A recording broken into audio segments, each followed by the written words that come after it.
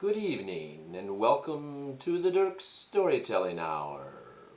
A little bit of entertainment from ancestry research. The Dirkses, or are we really the Dirkses?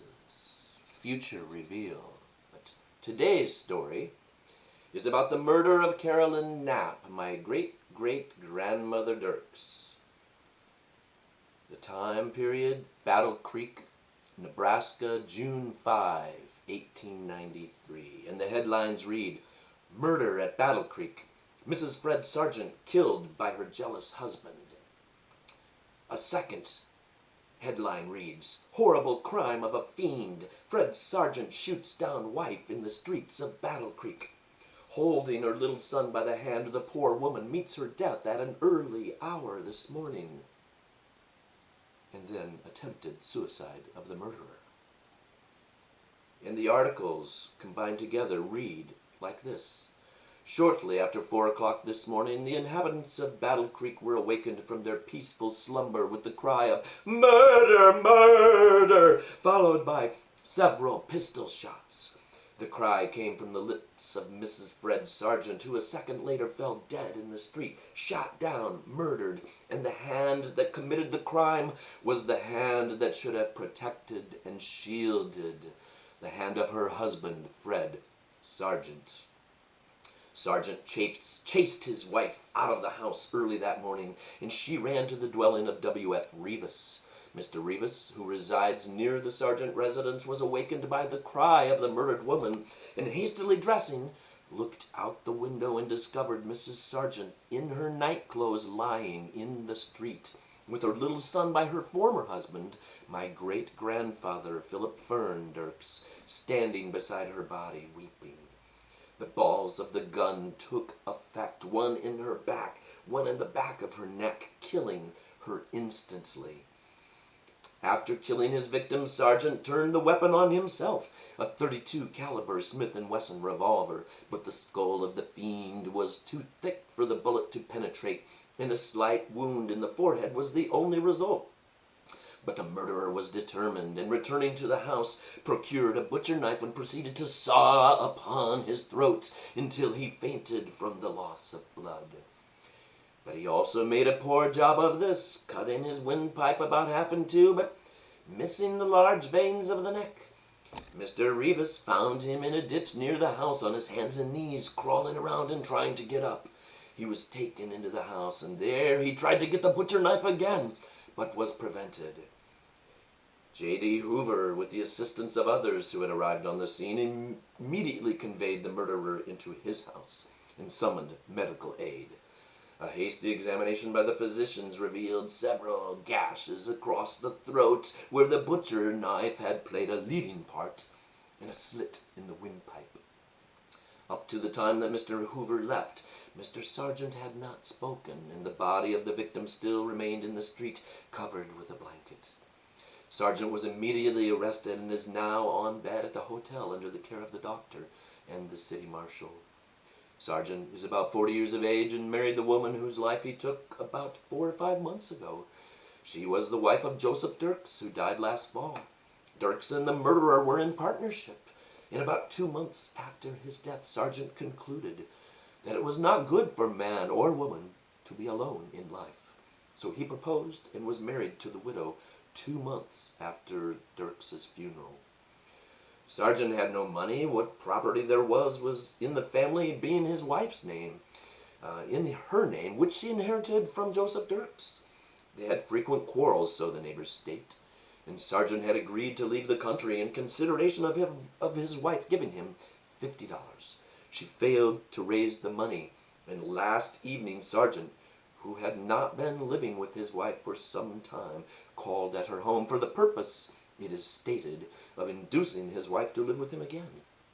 What passed between them will never be known, unless the murderer consents to enlighten the public.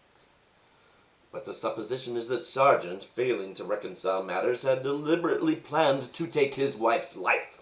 The little boy, aged 6, says that when the murderer shot his mother, she had hold of his hand and was attempting to escape from the fiend. The cause of the murder was in part jealousy, and because Mrs. Sargent refused to live with her husband. She was the widow of Joseph Dirks, who died last fall of consumption, tuberculosis. She leaves one child, a boy 6 years old.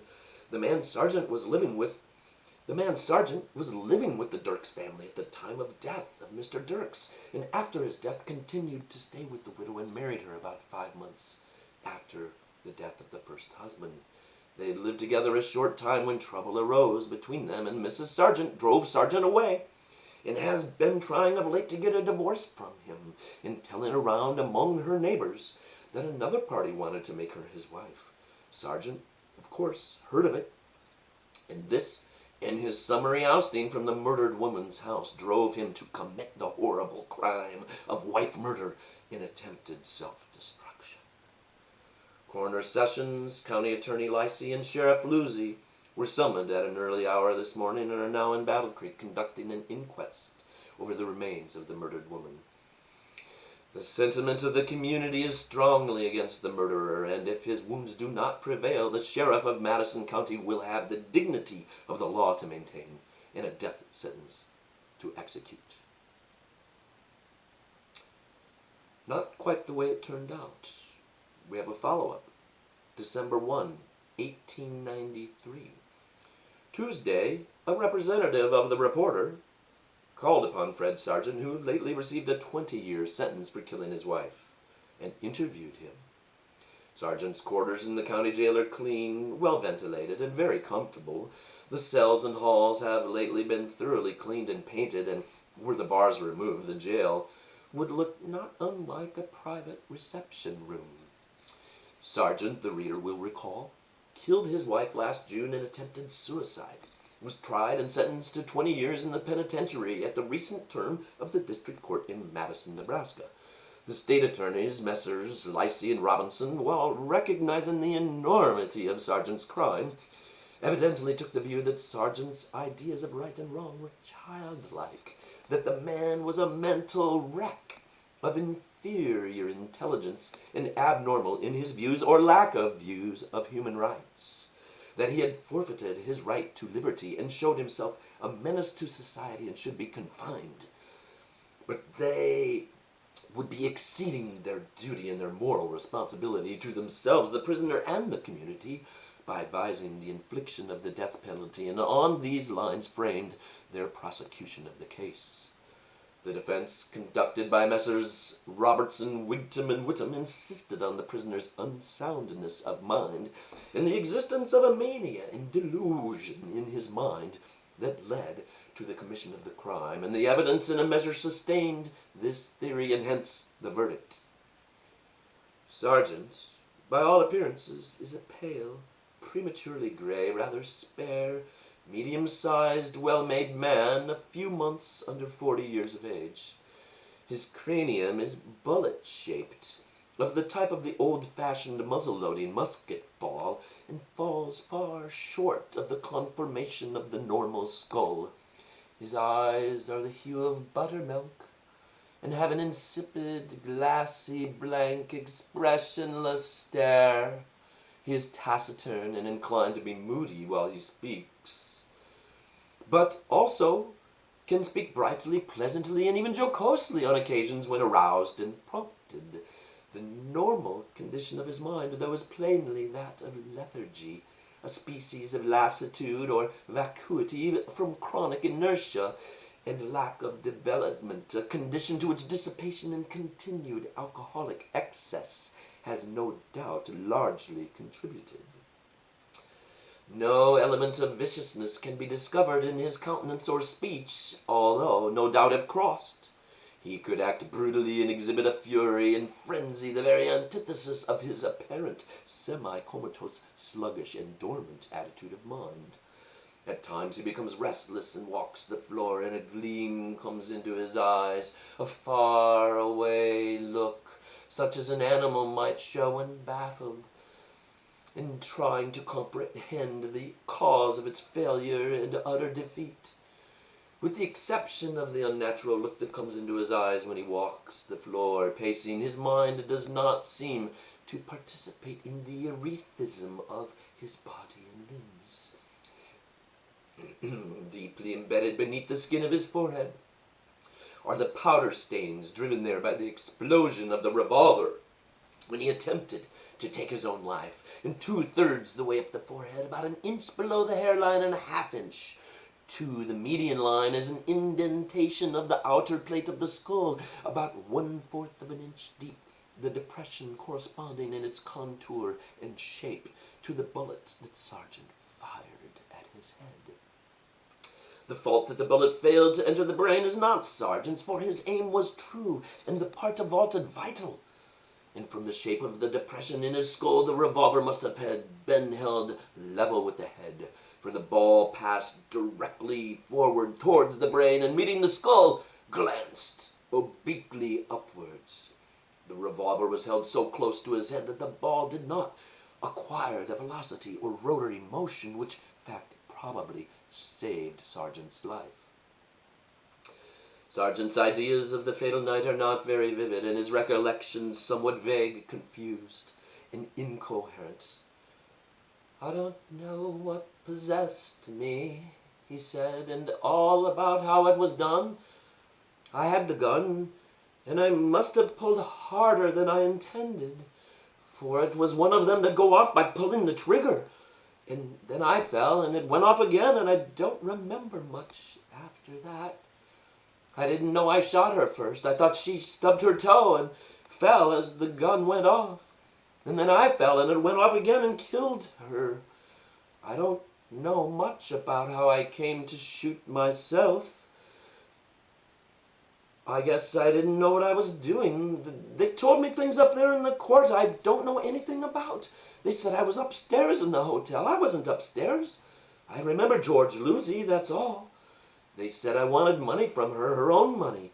She didn't have any money, but I gave her $280 to pay the interest on her mortgage, on her land, and also the mortgage itself, and I told her if she would give it back to me, I would go my way, and she could go hers.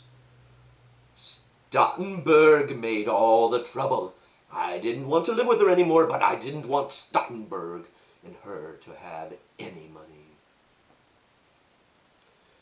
The above statements were extracted from him only by dint of much tact, questioning, and urging, and are fragmentary at best, which gives the reader an idea of the man's mind.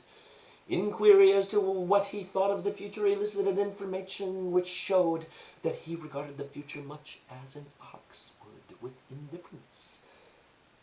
The penitentiary is not a bad place if a person behaves himself," he remarked in that cold, expressionless, pot-metal voice, just as if he had made an indifferent remark about the weather. Sargent didn't take much stock in living or the possibilities of life, and remarked that life didn't amount to much, and that he would as soon die now as at any time, and intimated that if a favorable means was at hand, he should not hesitate to shuffle off this mortal coil. He has 6 brothers and a sister living, and states that his people get gray early in life, and he began to get gray at 18. He discussed the crime as a person would talk about a minor accident, such as breaking through ice and getting a ducking. And he exhibited no sorrow, no compunction, no anger, nor malice. And thus the conversation was concluded. My great-grandfather Philip Fern, who watched the murder of his mother, was adopted by the M.C. Garrett family soon afterwards, and he went on to have a family of his own.